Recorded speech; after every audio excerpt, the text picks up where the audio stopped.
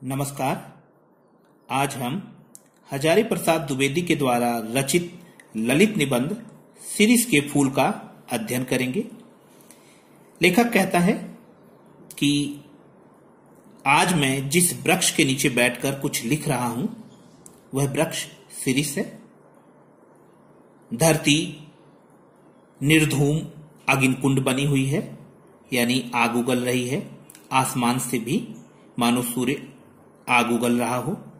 लू चल रही है, गर्मी गंभीर पड़ रही है, यानी बहुत तेज गर्मी पड़ रही है। उसके बावजूद भी शिरीष का जो वृक्ष है ऊपर से नीचे तक फूलों से लदा हुआ है। मानो कोई भी संकट, कोई भी कष्ट इसको परेशान नहीं कर रहा है और उन संकटों और परेशानियों का सामना ये मुस्कुराते हुए कर रहा है। लेखक कहता है मेरे आसपास कर्णिकार के वृक्ष हैं, अमलतास के भी वृक्ष लगे हुए हैं, लेकिन इस वृक्ष की बात ही कुछ और है। क्योंकि इतनी गर्मी में ये खिला हुआ है और मुसीबत का मुस्कुराते हुए सामना कर रहा है। मानो जीवन जीने की कला सिखा रहा है, मानो जीने का संदेश दे रहा है।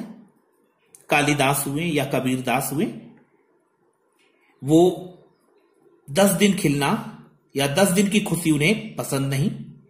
पलाश वृक्ष भी इसी तरीके से 10 दिन के लिए खिलता है और उसके बाद मुरझा जाता है। और कबीर की उक्ति भी है, 10 दिन फूला फूल के खंखड़ भया पलाश। और लेखक भी कहता है ऐसे दुमदारों से तो लंडूरे भले, कि ऐसे पूंछ वालों से तो अच्छा है कि बिना पूंछ के रहें, कि यानी कुछ समय की खुशी से अच्छा है कि ऐसी खुशी ना रहे।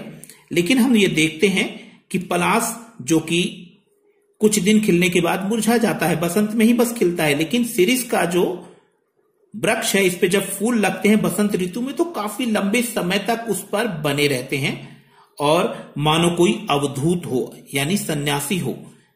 जैसे सन्यासी प्रत्येक परिस्थिति में मुस्कुराता है, ऐसे ये भी। तो मैं नितांत ठूठ भी नहीं हूं, लेखक कहता है, इसलिए इसको देखकर मेरा मन कुछ लिखने का करता है। तो लेखक इसके इतिहास के विषय में हमें बताता है कि शिरीष एक मंगलजनक वृक्ष है। प्राचीन काल में जो अमीर घरों के लोग होते थे, छाया के लिए इसे अपने घरों में लगाते थे। ऐसा उल्लेख कामसूत्र में और बृहत संहिता में हमें मिलता है। लेखक कहता है बस इसकी थोड़ी डालियां कमजोर हैं और इन पर झूला झूलना मुश्किल है। लेकिन थोड़ी देर बाद लेखक कहता है कि कोई बात नहीं, जो झूलने वाली हैं उनका भी तो वजन कम होता है, और यदि कोई पुरुष मोटी तोंद वाला झूला झूलना चाहता है तो वो शिरीष पर ना झूले बल्कि लोहे का वृक्ष लगवा ले। लेखक कहता है प्राचीन काल से ही इसे बहुत कोमल माना जाता रहा है, ऐसा कालिदास ने भी कहा है। कालिदास कहते हैं कि शिरीष का जो पुष्प है वो सिर्फ भौरों के पैरों के दाब को सह सकता है। और इसके अलावा मैं एक बात कहना चाहता हूं, जो कि मैं कालिदास की बात को काटता नहीं हूं, बल्कि एक बात जो मैं नोटिस कर रहा हूं कि शिरीष का फूल मैं मानता हूं कि कोमल होता है। हो सकता है कि ये भौरों के ही पैरों के दाब को सह सकता हो, पक्षियों के दाब को नहीं सह सकता हो। लेकिन इसके फल की बात अलग है। इसका फल पूरे साल पेड़ पर लटका रहता है, हवा चलती है, खड़खड़ाता रहता है, लेकिन गिरता नहीं है। तो इससे मुझे हमारे राजनेताओं की याद आती है कि जब तक युवा पीढ़ी उन्हें आकर पीछे से धकियाकर हटा नहीं देती है कुर्सी से, तब तक वो उस कुर्सी से चिपके रहते हैं। ऐसे ही ये फल जब तक पीछे से फूल, पत्तियां और नए फल आकर उन पुराने फलों को धकियाकर गिरा नहीं देते हैं, तब तक ये पेड़ पर लटके रहते हैं। लेखक कहता है जीवन की ये लालसा समय रहते समाप्त हो जानी चाहिए। या तो हम अपने आप को समय के अनुसार बदल लें, अदरवाइज जीवन की लालसा जो है उसको हमें समाप्त कर देना चाहिए। काल देवता या समय का चक्र अपने कोड़े चला रहा है। जो लोग ऊर्ध्वमुखी हैं, आगे की ओर मुंह किए हुए बढ़ रहे हैं, समय के अनुसार अपने आप को बदल रहे हैं, वो तो काल की मार से बच जाते हैं। लेकिन जो लोग ये सोचते हैं कि मैं जहां हूं, जैसा हूं वैसा ही पड़ा रहूंगा तो मेरा कुछ नहीं होगा, तो वो नादान है, मूर्ख है। क्योंकि जमे कि मरे। अर्थात लेखक हमें इस पाठ के माध्यम से यह भी बताना चाहता है कि यदि आपको समय के अनुसार बदलना नहीं आता है तो एक समय ऐसा भी आएगा कि समय आपको बदल देगा। इसका मतलब किसी ऐसे को ले आएगा जो समय के अनुसार चल रहा होगा और आपको समय की कदर नहीं है और समय भी आपकी कदर नहीं करेगा। इसीलिए लेखक कहता है आगे को मुंह किए रहो और आगे बढ़ते रहो, तो समय के साथ आप आगे बढ़ते हुए अपने जीवन को कामयाब बना पाओगे।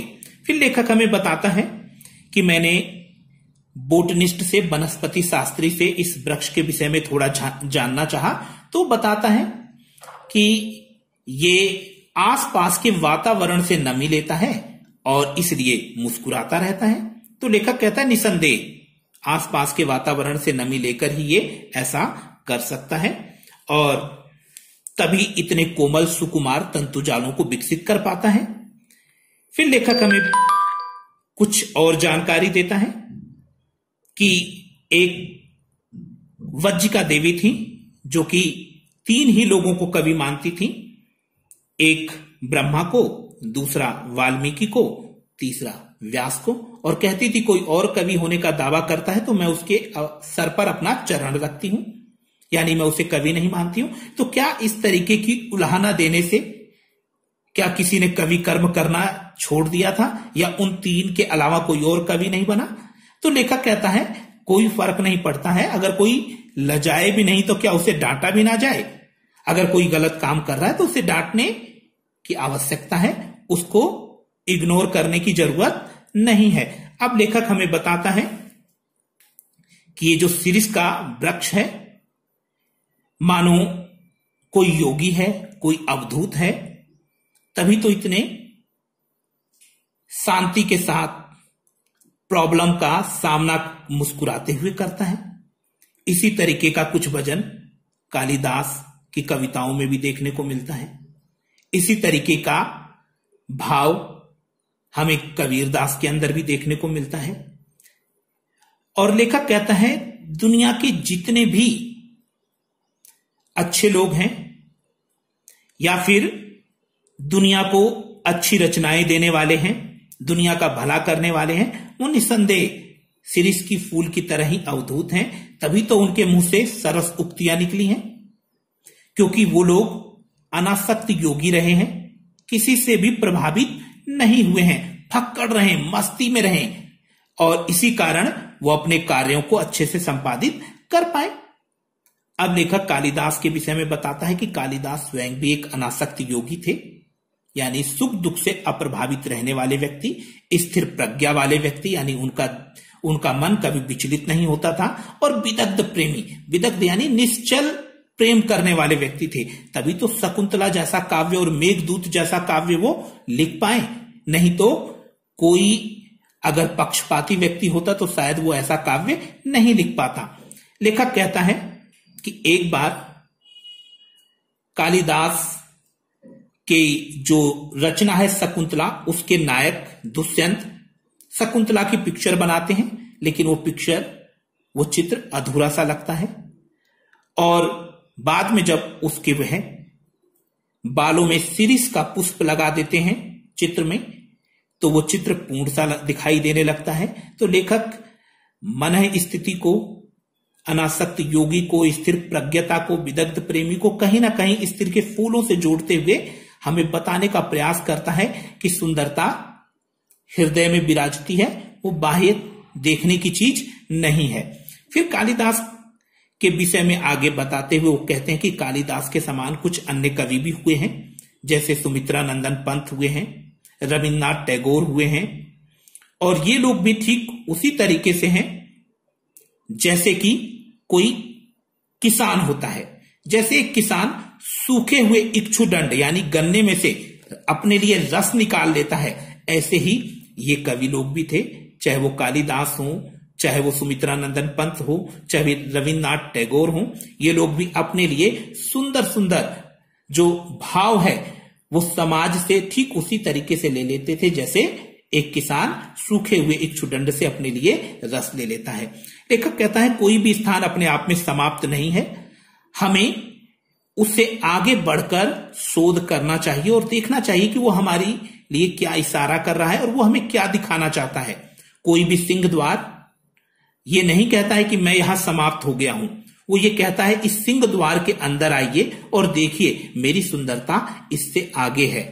अब लेखक अपनी रचना को गांधी जी से जोड़ते हुए बताते हैं कि इस चिलचिलाती हुई धूप में भी सिरिस एक अवधूत की भांति बिना परेशानी के, बिना किसी प्रॉब्लम के मुस्कुराता हुआ जीवन का संदेश दे रहा है।